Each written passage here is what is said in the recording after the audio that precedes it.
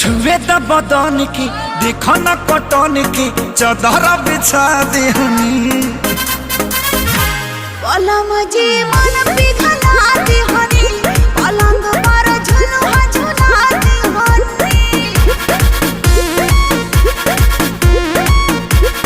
छुए द बदन की देखो न कटन की चादर बिछा देहनी पलम जी मन पिघला देहनी पलंग पर झुलुआ झुला देहनी। परियार बाटे बेडिया फान के टूट जाए राजा जी